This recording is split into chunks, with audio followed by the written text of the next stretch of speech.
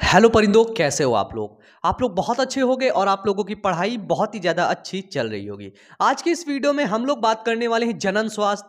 आप लोगों ने पढ़ा है रिप्रोडक्टिव हेल्थ। अब बात ऐसी है कि अभी हाल ही में जो मेरा वन शॉर्ट वीडियो है जनन स्वास्थ्य का, ठीक है, उस पर मैं गया और उसके कमेंट देखने लगा तो अधिकतर बच्चों का कमेंट ये था कि सर इसके ऑब्जेक्टिव क्वेश्चंस करवा दीजिए, ठीक है। और ये इसके ऑब्जेक्टिव क्वेश्चन बहुत इंपॉर्टेंट है, फुल डिटेल से करवाइए, फुल एनालिसिस करवाइए, पूरे क्वेश्चंस का ना पूरा डिटेल जवाब दीजिए। तो भैया वो डिटेल जवाब देने के लिए भाई ओवन प्रेजेंट है आप लोगों के सामने एक और शानदार और बहुत बढ़िया वीडियो को लेकर के, जिस वीडियो में हम लोग बात करेंगे जनन स्वास्थ्य यानी कि रिप्रोडक्टिव हेल्थ के ऑब्जेक्टिव क्वेश्चंस। और बहुत ढेर सारे ऑब्जेक्टिव क्वेश्चंस, ऑब्जेक्टिव क्वेश्चंस एक होगा लेकिन उसके जवाब आपकी बहुत ढेर सारे होंगे। यानी कि जो चारों ऑप्शन दे रखे ना, उन चारों ऑप्शंस का भी मैं जवाब देकर के आज आप लोगों को बताऊंगा जनन स्वास्थ्य, ठीक है।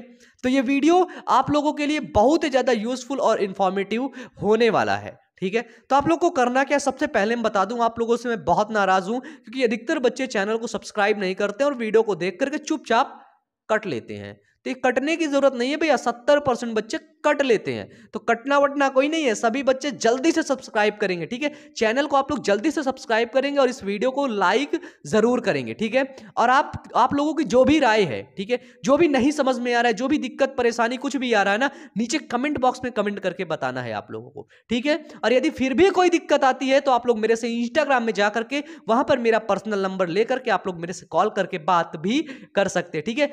मैं विश्वास करो मेरा, बिलीव मी, मैं आपसे बात भी करूंगा, ठीक है। लेकिन आपका जो बात करने का स्टाइल होना चाहिए, ढंग होना चाहिए, वो अच्छा होना चाहिए, ठीक है। देखो, मैं रिसेंटली एक कॉल आता है और एक बच्चे का ही कॉल आता है, बच्चे बच्चे होते हैं, ठीक है।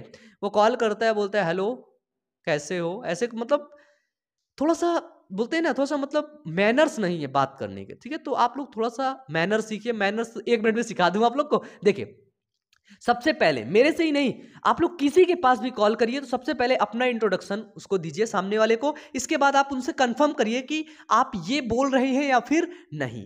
या फिर सबसे पहले आप कॉल करिए, हेलो या बायोमन सर, आप बताइए, बोलिए, उनसे पूछिए। जब मैं इधर से बोलूं हाँ बताइए मैं अमन बात कर रहा हूं, तब आप बोलिए सर मैं ये मैं वो। अब बच्चे अपने बारे में नहीं बताते हैं, ठीक है। अब आदमी परेशान रहता है, आखिरकार बोल कौन रहा है, फिर वो सामने वाला पूछता है आखिरकार तुम कौन बोल रहे हो, तब वो बताता है कि मैं ये बोल रहा हूं, ठीक है। तो आप लोग ये आदत ना अपने अंदर मेंटेन कर लो, ठीक है। ये अच्छे बच्चों की एक हैबिट होती है। क्या होती है कि जब वो सामने वालों पर कभी रिप्रेजेंट होते हैं या फिर अपने आप को रिप्रेजेंट करते हैं तो सबसे पहले तुरंत जाकर के बड़े गर्व से, ठीक है, बिना डरे निडर हुए अपने सामने वाले को परिचय दे देना है, ठीक है। कहां से ये मोटिवेशन क्लास नहीं लानी है, ठीक है। मोटिवेशनल वीडियोस तो आपको पता है बायो ओवन मोटिवेशन चैनल पर मिलते हैं, ठीक है। चलो ठीक है, बस बहुत हुआ बातें नहीं, अब हम लोग बिना देर किए हुए जनन स्वास्थ्य के ऑब्जेक्टिव क्वेश्चंस को स्टार्ट करते हैं। तो चलिए स्टार्ट करते हैं। तो चलिए यहाँ पे पहला क्वेश्चन देखते हैं। और ये पहले क्वेश्चन में कुछ टेक्निकल एरर है जिसकी वजह से ये क्लियर नहीं आ रहा है, ठीक है, लेकिन हमको समझ में आ रहा है। क्वेश्चन क्या बोल रहा है, नीचे दिए यौन संचरित रोग, कौन से रोग, यौन संचरित रोग, जिसको हम लोग STD के नाम से जानते हैं, ठीक है, सेक्सुअल ट्रांसमिटेड डिजीज, ठीक है।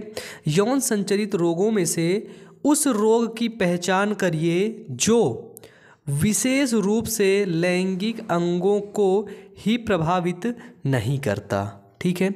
यानी कि हमें उस रोग को बताना है जो लैंगिक अंगों को प्रभावित नहीं करता। ये बहुत बड़ा टॉपिक है, ठीक है, नहीं करता, नहीं वर्ड, ठीक है। अगर नहीं आ जाता है ना तो क्वेश्चन का ना हुलिया बदल देता है, ठीक है। तो नहीं वर्ड अगर आए ना तो पहले से ही सतर्क हो जाना, नहीं पूछ रहा है। सिफिलिस किससे होता है, सिफिलिस होता है ट्रैपोनेमा पैलिडम से। तो क्या सिफिलिस लैंगिक अंग को प्रभावित नहीं करता है, बिल्कुल लैंगिक अंगों को ये प्रभावित करता है, ठीक है। इसमें क्या होते हैं, जो प्राइवेट पार्ट्स होते हैं, लैंगिक अंग होते हैं, उनमें क्या होता है, खुजलन होने लगती है, ठीक है, जलन होने लगती है। और इसी का मतलब एक मिलता जुलता एग्जाम्पल और है सुजाक, जिसको हम लोग गोनोरिया बोलते हैं। सुजाक किसके द्वारा होता है, सुजाक होता है निसेरिया गोनोरिया के द्वारा, गोनोरियाई, ठीक है।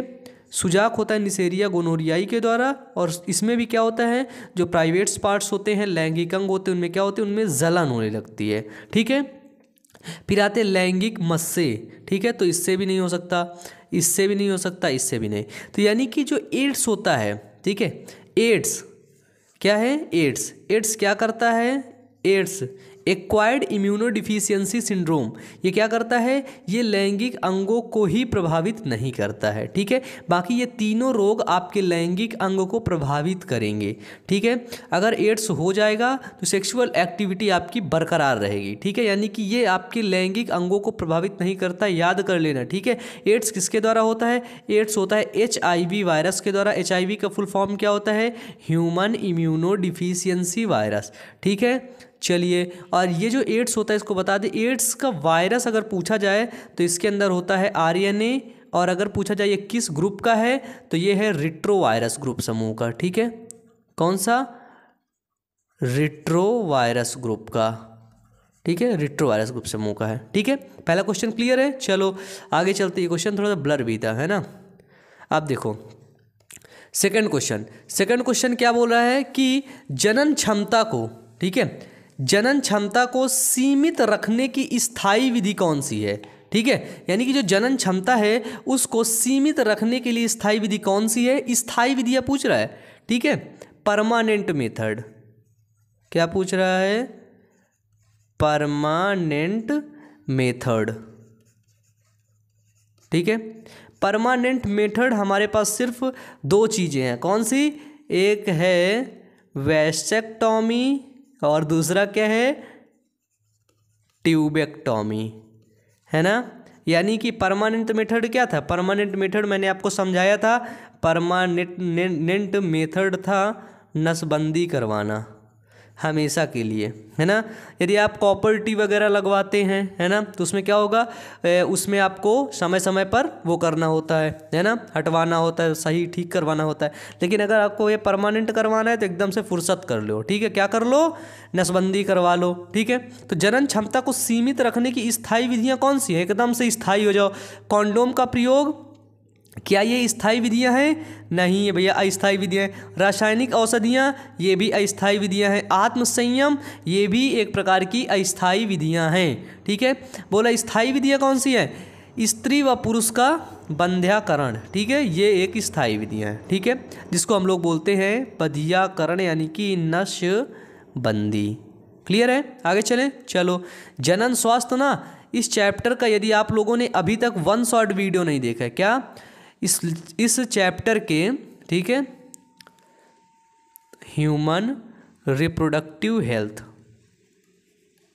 ठीक है, ह्यूमन रिप्रोडक्टिव हेल्थ कि अभी इस चैप्टर के यदि आप फुल वीडियो यानी कि फुल लेक्चर नहीं देखे हैं तो आप लोग जाइए प्लेलिस्ट चेक करिए, और प्लेलिस्ट पर एक प्लेलिस्ट है जिस प्लेलिस्ट का नाम है क्लास 12th बायोलॉजी, ठीक है।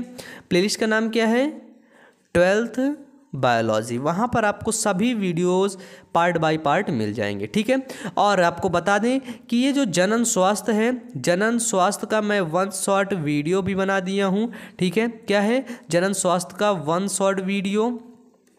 यदि आपको मेरे से 1 शॉर्ट वीडियो लेना है तो आप लोग यूट्यूब पर सर्च करेंगे, ठीक है, और सर्च करने के बाद आप उसके लास्ट में बायो अमन सर डाल देंगे, ठीक है। बायो अमन सर डालने के बाद आपको सभी वीडियोस मेरे मिल जाएंगे, ठीक है। तो रिप्रोडक्टिव हेल्थ का, जनन स्वास्थ्य का एक 1 शॉर्ट वीडियो, आप लोग उसको भी देख लीजिएगा, ठीक है। इनकी जो प्लेलिस्ट है ना, ये 12th बायोलॉजी वाली और 1 शॉर्ट बायोलॉजी वाली, इनकी प्लेलिस्ट मैं टेक्निकल डिपार्टमेंट से बोल दूंगा कि वो उनको नीचे डिस्क्रिप्शन बॉक्स में डाल देंगे, ठीक है। तो वहाँ पर आपको आसानी होगी, देख लेना बच्चे। चलिए, तीसरा क्वेश्चन क्या है? तीसरा क्वेश्चन है परखनली शिशु का अभिप्राय क्या है? परखनली शिशु क्या होता है? परखनली शिशु, जिसको हम लोग बोलते हैं, क्या बोलते हैं? टेस्ट ट्यूब बेबी, ठीक है। क्या बोलते हैं इसको हम लोग?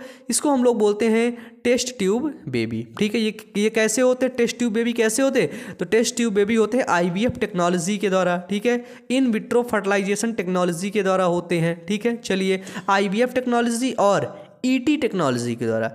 ET क्या होता है? ET होता है एम्ब्रियो ट्रांसफर, ठीक है, एम्ब्रियो ट्रांसफर या एम्ब्रियो ट्रांसप्लांट, ठीक है। क्वेश्चन क्या है? परखनली शिशु से क्या अभिप्राय है? निषेचन तथा विकास दोनों गर्भाशय में? कभी नहीं। अगर निषेचन और विकास दोनों गर्भाशय में होंगे तो परखनली शिशु होगा ही नहीं है, तो प्राकृतिक जनन होगा, प्राकृतिक बच्चा पैदा होगा, ठीक है। सेकंड क्या है?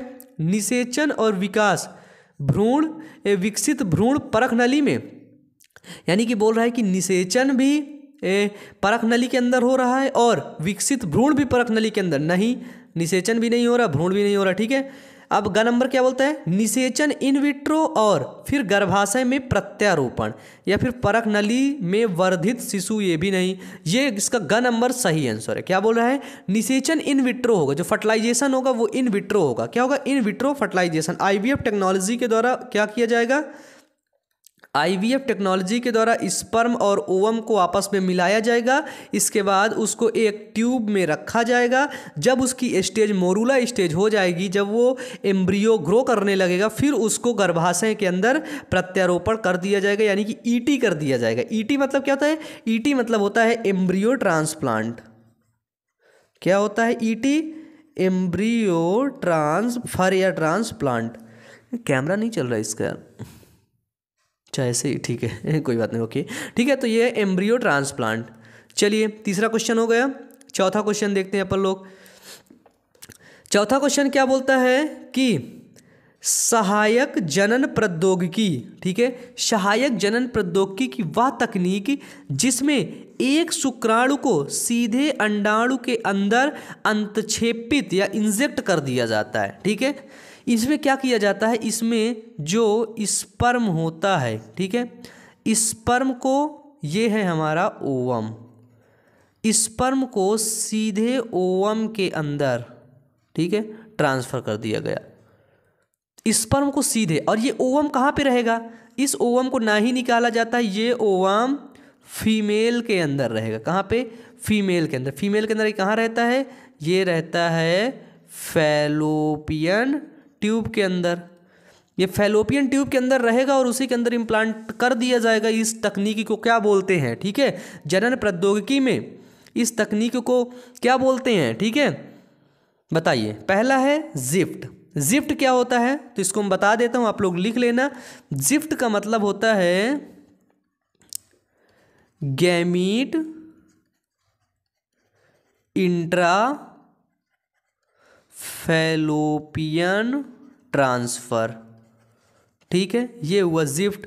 यानी कि इसमें गैमीट को ट्रांसफर किया जाता है, ठीक है, क्या, गैमीट को। अब देखिए जिफ्ट क्या है, गैमीट आप लोग समझ रहे हैं ना, फीमेल गैमीट या फिर मेल गैमीट, ठीक है, इसमें गैमीट को ट्रांसफर किया जाता है, तो ये तो नहीं हो सकता है। इसके बाद आता है जिफ्ट। जिफ्ट क्या होता है, मैंने इसको आप लोग को पढ़ाया था। जिफ्ट क्या होता है, जिफ्ट होता है zygote, zygote intra fallopian transfer.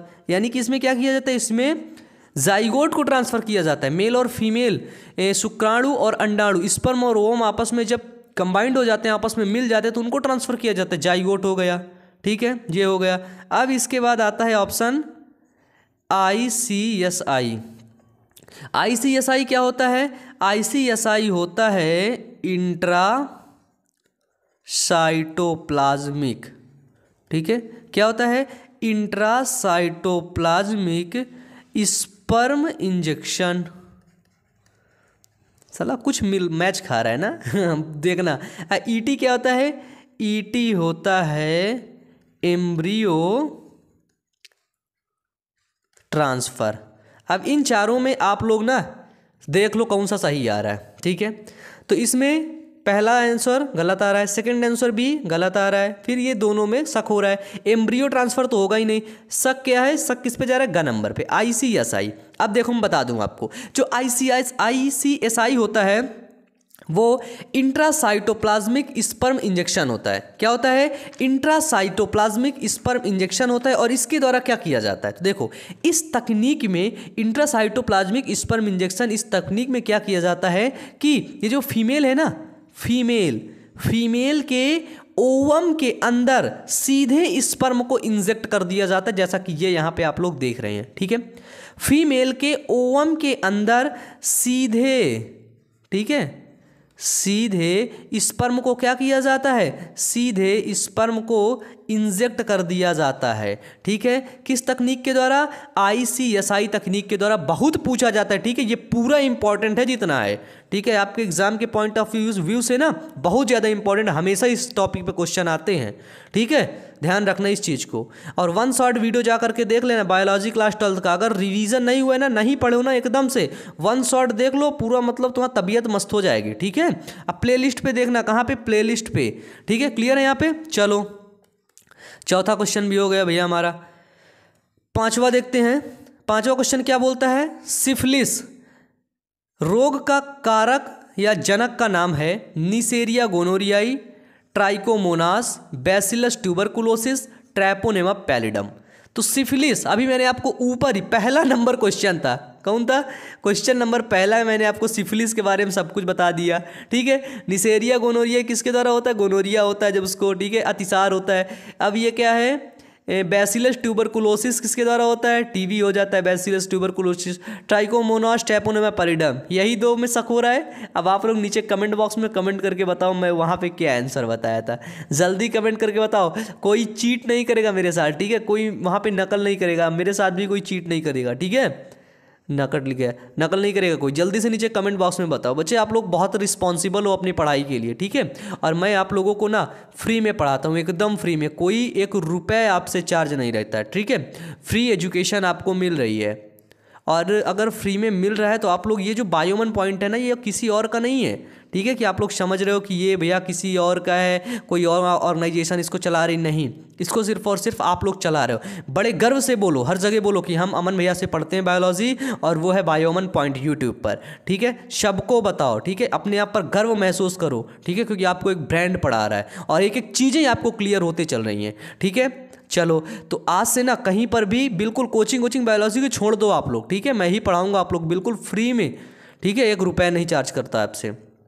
चलिए ये क्वेश्चन आप लोग देख लेना। छठा नंबर क्वेश्चन क्या बोल रहा है, छठा नंबर क्वेश्चन अपन का बोल रहा है कि एड्स रोग का कारक होता है, एड्स रोग का कारक, एड्स क्या होता है, एड्स होता है एक्वायर्ड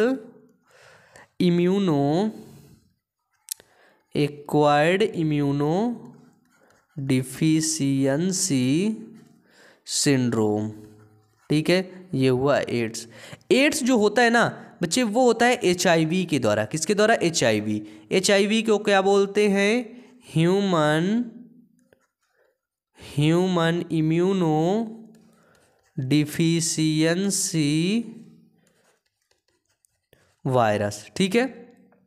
ये एक वायरस के द्वारा होता है, और अगर इसका जेनेटिक मटेरियल पूछ लिया जाए, क्या पूछ लिया जाए, जेनेटिक मटेरियल, तो आप लोग बताएंगे इसका जेनेटिक मटेरियल RNA होता है, क्या होता है, राइबोस न्यूक्लिक एसिड, ठीक है। एड्स का कारक होता है परमाणु, बिल्कुल नहीं, कवक बिल्कुल नहीं, ये 2 ऑप्शन तो हो ही नहीं सकते। इसके बाद जीवाणु और विषाणु, वायरस होता है, वायरस का मतलब क्या होता है, वायरस का मतलब होता है विषाणु। सही आंसर क्या है, विषाणु, ये क्लियर आंसर, ये गलत है, ठीक है, क्लियर है, याद रखना इस चीज़ को, ठीक है, भूल मत जाना कहीं पे, तुम लोग भूलते बहुत हो, है ना। चलिए इसके बाद अब ये 7वां नंबर क्वेश्चन क्या बोल रहा है, 7वां नंबर क्वेश्चन बोल रहा है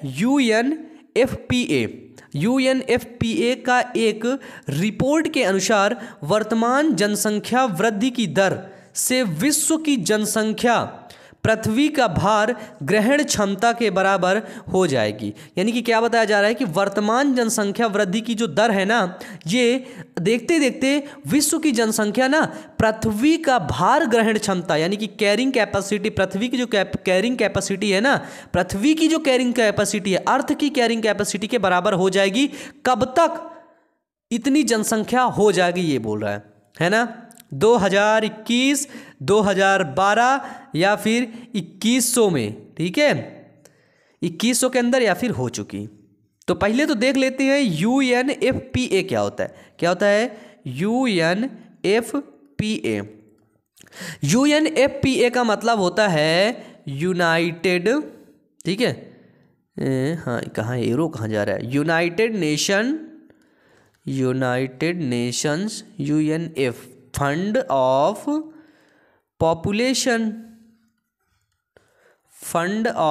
पॉपुलेशन एक्टिविटीज़, ठीक है।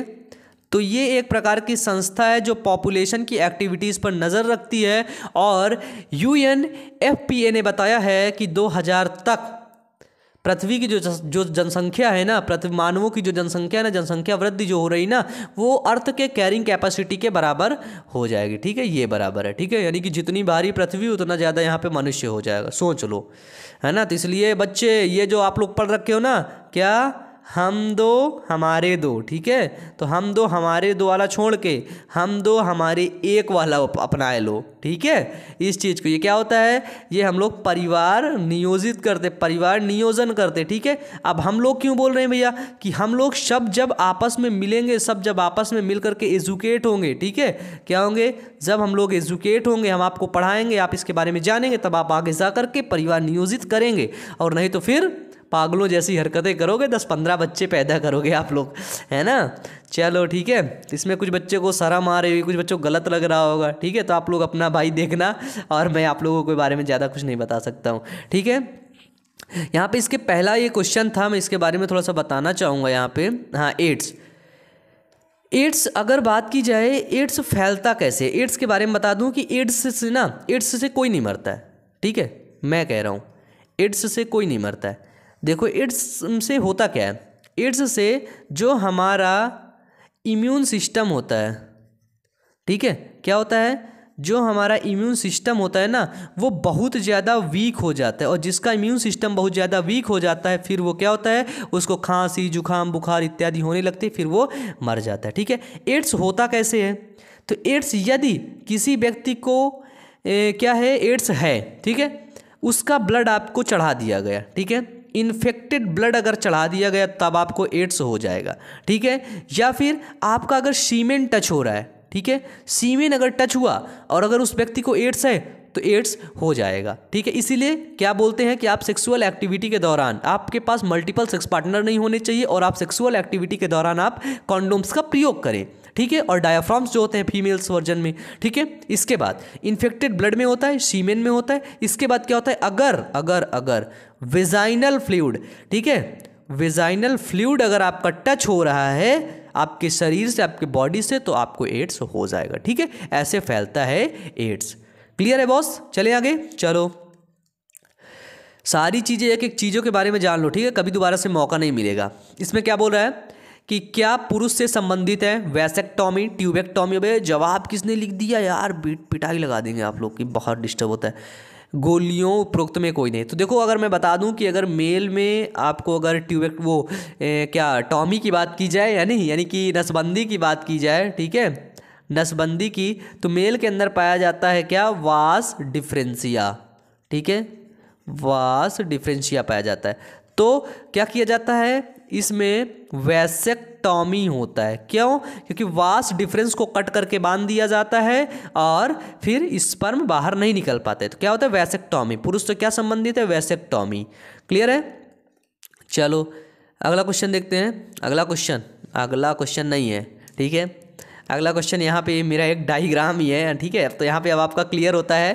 ठीक है, तो आप लोगों से इंपॉर्टेंट बात बता दूँ, हमारा एक सेकंड चैनल है और वो चैनल है बायोअमन मोटिवेशन। आप लोग उस चैनल पर जाना, मोटिवेशनल वीडियोस को देख लेना। ठीक है, यदि आप आगे चल के एक यूट्यूबर बनना चाहते हैं तो हम लोग उसके लिए भी आप लोग के लिए एक कोर्स ला रहे हैं, और वो कोर्स आपके बायोअमन टेक चैनल पर अपलोड होगा। ठीक है, तो आप लोग बायोअमन टेक यूट्यूब पर सर्च कर लेना। ठीक है, यहाँ पे मेरा ही एक डायग्राम बन रखा है। ठीक है, ये डायग्राम इंस्टाग्राम पे एक बच्चे ने मेरे को पोस्ट किया था। ठीक है, उसने बना करके दिया है या फिर ऐसे करके मेरे को बताया था, तो मैं इस चीज़ को लिख रखा था, love is easy but king is busy, है ना। आप लोग सभी लोग किंग है। ठीक है, और ये लव वगैरह के चक्कर में थोड़ा सा कम पड़िएगा, बहुत घटिया हालात हो जाते हैं। ठीक है, मेरी मानना, सच में कहता हूँ, बहुत बुरे हालात हो जाते हैं। ठीक है, तो आप लोग एक किंग है, और किंग हमेशा क्या होता है, राजा हमेशा बिजी रहता है। ठीक है, अपने गोल पर वो फोकस कर लेता है। ठीक है, जो उसे चाहिए होता है, और जब उसको गोल अपना अचीव हो जाता है, पहले आप अपना गोल अचीव करिए। ठीक है, चलिए अब आज का वीडियो यहीं तक, पढ़ते रहिए, मेहनत करते रहिए। Wish you all the best, thank you.